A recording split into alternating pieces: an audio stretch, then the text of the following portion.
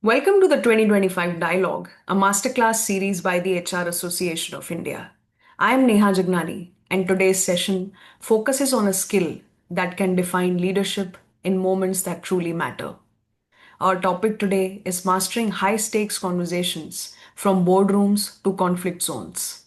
To guide us through this compelling and nuanced conversation, we are joined by Dr. Sagarika Devburman, a global expert in communication coaching, women's leadership, and corporate storytelling. Dr. Sagarika is the founder of Beyond Communication, where she works with organizations to navigate complex conversations and drive transformation. An ISB alumna with a background in chemistry, management, and psychotherapy, she created the Lingua psychospiritual model of communication, blending language, psychology, and spirituality. Known for her work in high stakes conflict resolution, including Naxalite negotiations, she was named Best in Class Most Influential Business Communication Coach in 2025, the only woman among the five global awardees. A former education advisor to the University of London, master trainer from Eka Academy Pvt Limited, and certified YLP facilitator from TIS. She continues to empower professionals across the world. Dr. Sagarika, thank you so much for joining. It's a pleasure having you. Thank you so much, Neha, and HR Association of India for having me. It's truly a privilege to be part of a platform that is so deeply committed to shaping healthier, more conscious workplaces. Through my work as a coach, I've come to understand one fundamental truth. No matter how skilled or senior we become, it is high stake conversations that continue to test us. I know this from my own life and from working with leaders across organizations. In high stake moments, our instinct is often not connection but control, and we want to prove a point, defend ourselves, or get others to do what we want. Even with good intentions, relationships can fray, and many people genuinely believe they are having good conversations when they are actually causing silent damage. Okay, sure. So I have known in some workplaces this breakdown has become so normalized that sharp language or verbal aggression feels routine. But here's the powerful truth. I have repeatedly witnessed dramatic shifts in leadership effectiveness, team trust, and organizational performance, not by changing strategies or structures, but by changing how people react and communicate in those crucial moments. That's what I would love to explore with you today. Sure, thank you so much. Very well articulated, and I can't wait for this exciting masterclass today. So, thank you so much. To begin with, Dr. Sagarika, my first question to you is: what are the core principles that make a high stake conversation successful, regardless of the setting? That's a very important question. In my work with leaders and organizations, I define high stake conversations as those moments that significantly impact our relationships, performance, and direction, whether during conflict resolution, performance feedback, change initiatives, or leadership alignment. So, over the years, I've discovered four core principles that make high stake conversations successful regardless of the setting. The Sure. first principle is that of compassion. It means recognizing that every person in the conversation is carrying some form of pressure or suffering. We have to be willing to empathize with it. When we operate from compassion, we listen even when others react strongly. We read silence or aggression as signs of fear, and we stay fully present in the relationship. So, compassion shifts the conversation from me versus you to we are in this together. It creates a psychological safety. So, once safety is established, people begin to trust intentions and real dialogue becomes possible. Right. So, the second principle, that's clarity. So, in difficult conversations, clarity means bringing thoughts, emotions, and intentions into the open without blame or spin. It means asking open ended questions, clarifying what one truly wants and doesn't want, and creating a shared pool of meaning with others through logic, emotions, and identity. When people feel heard and respected, not just intellectually but emotionally, alignment and synergy emerge. So Right. that's the second principle. The third principle is that of courage. So, what is courage? Courage is the willingness to seek truth rather than being right and to discuss what usually goes unsaid. It requires individuals to invite opposing views, question their own assumptions, and admit their contribution to the problem. When someone models this kind of courage, others stop protecting themselves and start collaborating. And that's when conversations shift from defensive to co creative. Uh, The fourth principle, that is of civility. Civility does not mean softening the message, it means speaking honestly while making it safe for others to listen. It means managing our own internal stories, staying aware of emotional triggers within us, and ensuring that our intent aligns with our impact. So, civility allows us to stay in dialogue even under pressure, transforming friction into forward movement. And so, these four principles compassion, clarity, courage, and civility they work together. And that's how high stake conversations succeed. And the success indicators are very clear. One, trust is built. Two, meaning is shared. Three, curiosity replaces defensiveness. And we co create solutions rather than collide. That's the fourth one. Sure. Thank you so much. Beautifully articulated. I think all of this, these four principles, they go hand in hand. And if everything is in place, I think you can create an ecosystem where people are valued, even if they are, into a difficult conversation. If you show compassion, if you come up with your points with clarity, with courage, when you are actually valuing the truth, as you rightly said, more than just being right, and also with civility, I think it can make a lot of difference. So, thank you so much for putting it together. My next question, Dr. Sagarika, is how can leaders quickly establish trust when entering a tense or a conflict driven conversation?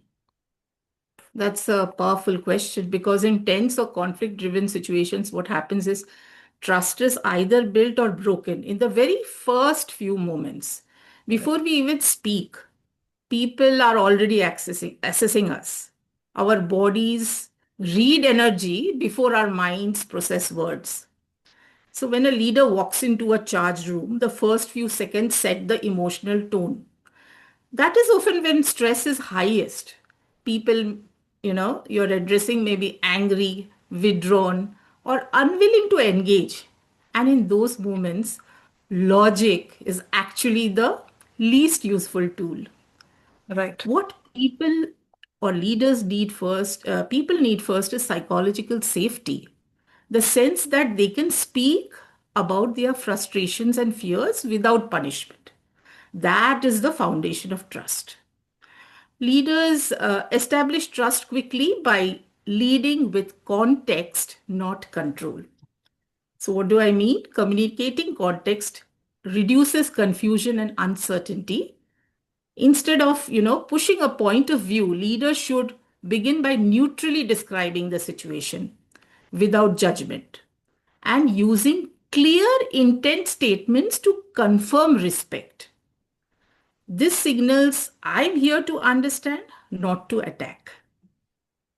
So, trust accelerates when leaders explicitly communicate positive intent and allow themselves to be vulnerable. So, sharing a concern or fear first gives others permission to do the same. So, vulnerability signals care and a willingness to be influenced, and that is deeply trust building. Sure. So, and equally important is presence. Leaders must listen deeply, stay curious, and acknowledge emotions. See, when people feel accurately heard, when their feelings are mirrored and validated, defensiveness drops and trust rises. So language matters enormously. So we use careless phrases like, you're not getting it. This instantly erodes trust. You need to reframe. That's interesting. Help me understand.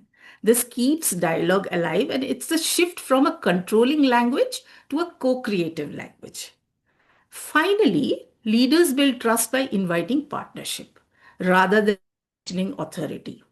So, asking discovery questions, explicitly valuing the other person's voice, and framing the conversation as let's explore this together transforms the dynamic. It moves the dialogue from a transactional to transformational and gives people a meaningful role in the solution. So, when leaders do this well, trust isn't forced, it emerges naturally because people feel safe, seen, and respected. Sure. Greatly put, Dr. Sagarika. To summarize for audience's benefit, you mentioned that communicating context is really helpful in the beginning. Yeah. Neutrally describing the solution and not just forcing your point of view is crucial.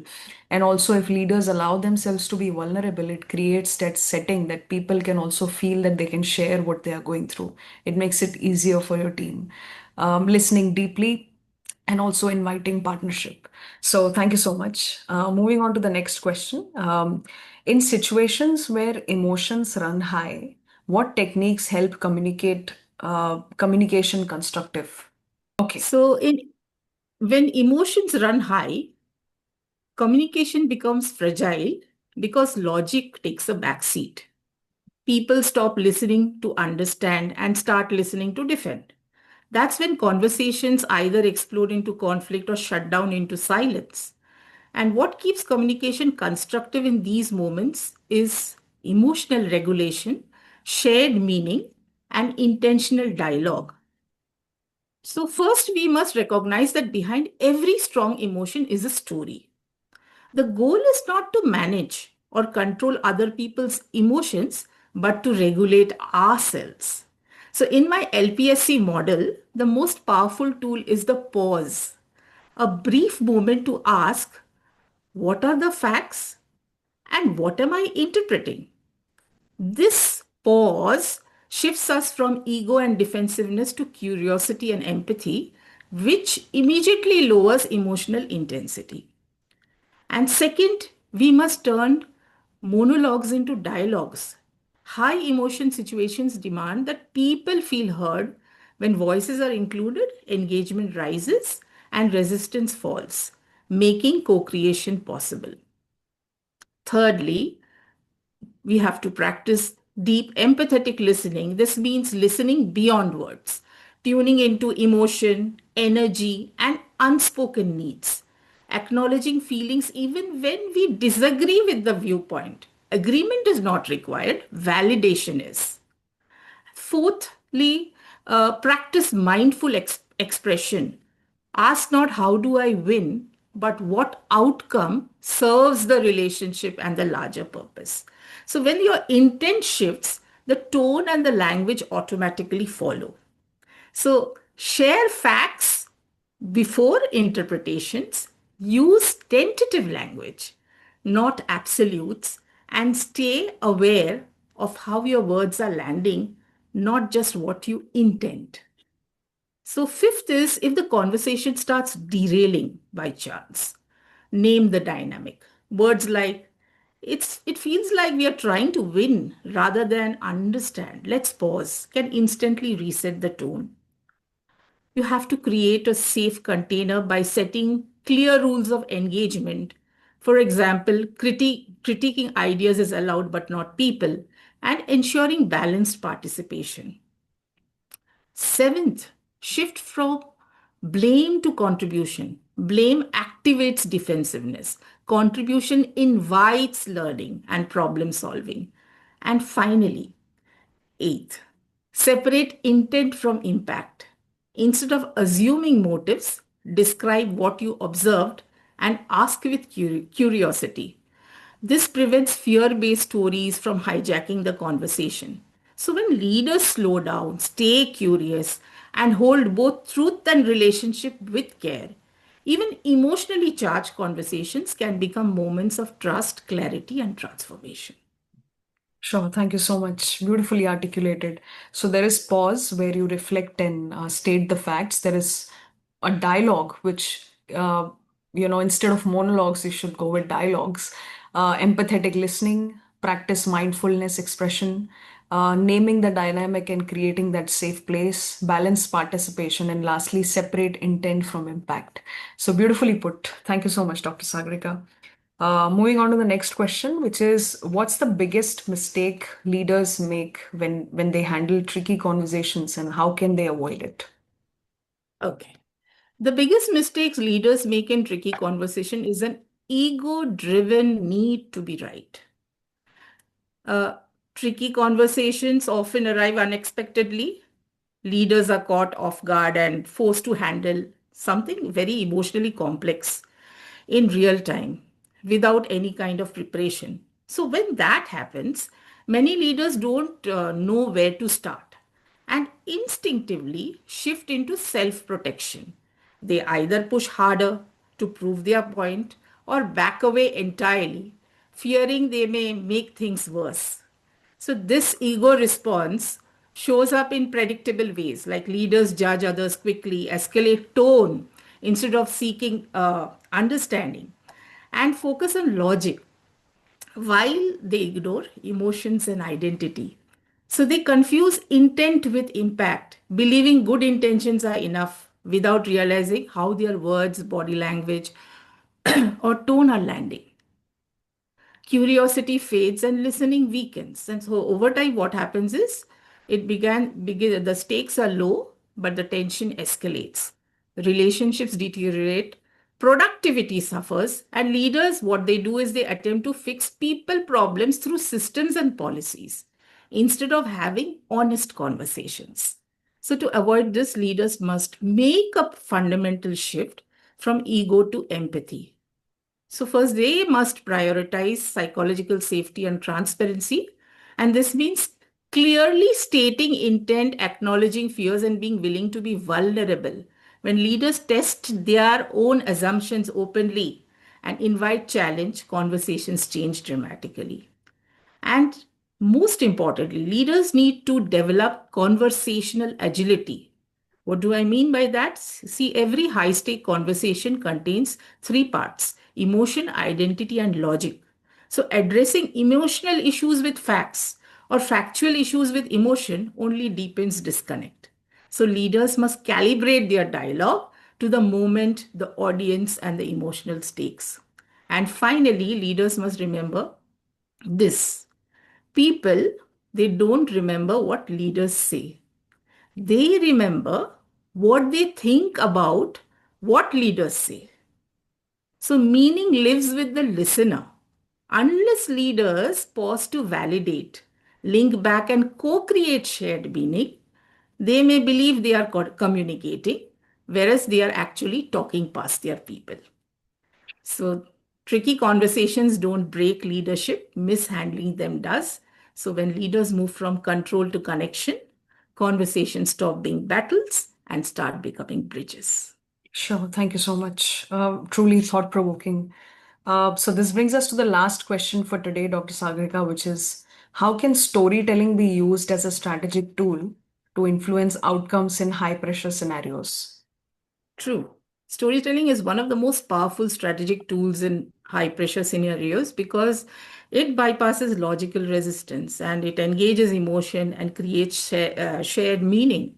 So, under pressure, people resist feeling judged. A story removes that threat. So, when we argue, we invite people to critique, debate, or defend. But when we tell a story instead of an argument, we invite them to participate. The internal voice that usually evaluates and resists goes quiet, and people become more open, trusting, and receptive. That's why storytelling consistently influences outcomes when stakes are high. There are several moments where you can use storytelling and it becomes strategic. Firstly, during times of change, leaders often rely on facts and logic, assuming people will buy in, but change happens through narratives. that engages emotions, creativity, and meaning. Next, in high conflict or emotionally charged situations, sharing a personal or value based story softens the room. It humanizes the conversation and shifts it from positional to that of understanding. Specifically, I would like to mention here that I have done this a lot during the Naxalite conversations. So, this is very much relevant to that. So, when facing adversaries, exchanging stories allows people to recognize emotional similarities despite living very different realities, which builds trust faster than negotiation tactics. So, storytelling also helps teams move into problem solving mode. It shows clear goals, obstacles, and consequences. Stories inspire focus on solutions rather than on blame. And leaders can even calm a tense meeting by opening with a short story. So just say that before we argue, let me share what happened last week, which resets the emotional tone. So, stories are powerful also in several other ways, like in reframing negotiations, rebuilding morale after setbacks, navigating sensitive conversations, breaking decision paralysis, and mobilizing teams around a shared future. So, there is a vast array of situations in which storytelling can be used in tense situations. So, from the LPSC perspective, what I call storytelling with soul, it is especially impactful because here we are covering, we reflect on emotional journeys, collaboration, diversity, and learning. So they move from information to inspiration and from an I mindset to a we mindset. And overall, structurally, an effective high pressure story looks like that. It is around 3 to 5 minutes and has three parts. First, you have to set a concrete moment. Second, reveal the stakes or breach and its impact. And third, end with a clear invitation. What you want people to feel, think, or do. So when storytelling gets intentionally aligned, it doesn't just influence but transforms outcomes, especially when the pressure is on. Sure. Thank you so much. So it all boils down to the fact that you want to create shared meaning with everybody. And I think storytelling is a great strategic tool to do that. So thank you so much for your examples as well. So this brings us to the end of this masterclass, Dr. Sagarika. Truly thought-provoking and a grounded conversation, I must say. You have reminded us today that communication is not just about using the right words, it's about living in the moment, it's about listening with empathy, and it's about creating meaning for everybody. So, thank you so much for your time and insights today. Thank you for having me, Neha. It's been a great pleasure to be on this. Sure. Thank you so much. Thanks a lot. Thank you.